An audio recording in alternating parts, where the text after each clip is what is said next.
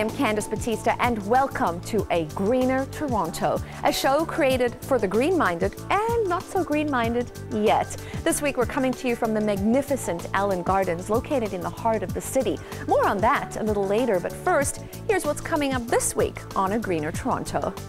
We're one-on-one with Greenovator Dr. David Suzuki. In Eat Your Greens, we go to real foods for real kids. In It's All Green to Me, we're talking to the experts about sustainable fishing and the importance of recycling. I'll tell you how to save water at home. And finally, Walmart's For the Greener Good initiative. But first, they're creepy, they're crawly, but they're great for waste management. Here's a look at how to compost at home.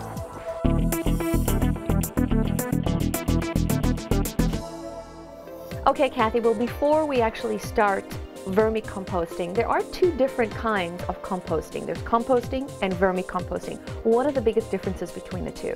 The main difference between traditional backyard composting and worm composting or vermicomposting is backyard composting is done outside, worm composting is done inside.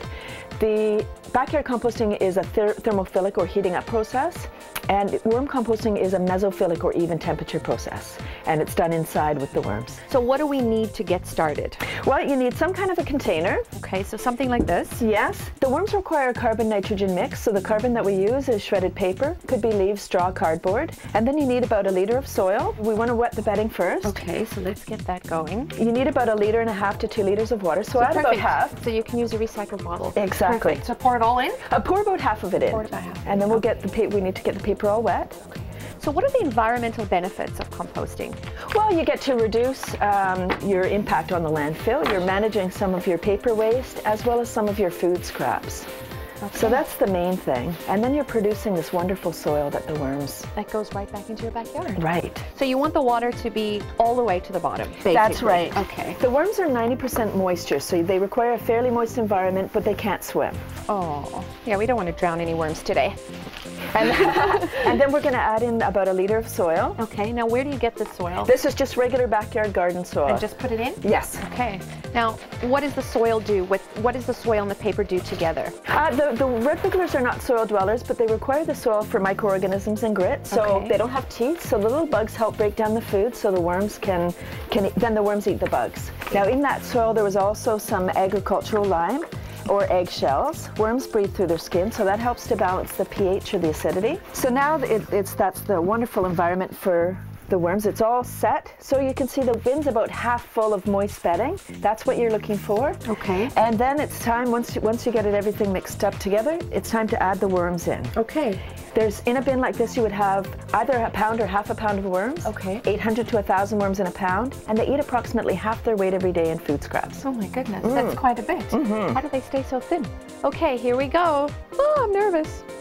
No, they can't hurt us. They don't have teeth. Pick them up and just... Oh, look at that. Beautiful. Wow, look at that. There we go. Look at all the worms. They are selfless creatures. They're here to serve us, you know, to help us manage our garbage crisis. So, I mean, they just are wonderful, wonderful creatures. And if we can just get over the ick factor, then they can do wonders for us. Now, of course, is the good part, the food. Yes. How much food goes into a bin like this? Well, we've added about 1 pound of worms, so 3 to 4 pounds per week is what we can feed them. About half a pound per day is what you're going to put in. So what you want to do when you're feeding the worms, this is essential, critical part, is you pull back the bedding. Okay. And then you add your chopped up scraps in the hole that you've made. The finer the scraps, the more exposed surface, the faster it breaks down, the more the worms can eat. Now I see you have tea bags, so they can actually eat a tea bag as well? That's right. Wow, so what are the things they can eat and what are the things you should avoid putting in here? Ah, great question. What you put in is all your fruit and vegetable peels, cooked or raw. You can put in pasta, rice, beans, grains, bread, pizza crust, tea bags, coffee grounds, filters. The things that you don't put in, it's a shorter list. No meat, no dairy, and no sauce. So if you had a salad that had salad dressing on it, you would leave that out. So this is what the bin looks after 3 to 5 months. Fabulous soil. So the worms have converted all the paper, all the food scraps. There's still some recognizable bits.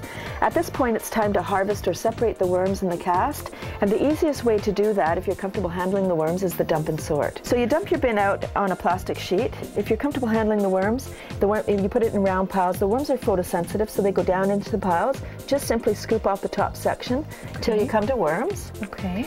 And you just set your castings, which is a fancy word for worm poo. Once you get it all separated, you set up your new bedding, add the worms back in, use the castings to fertilize your plants. There you go. Now you have everything you need to get composting at home.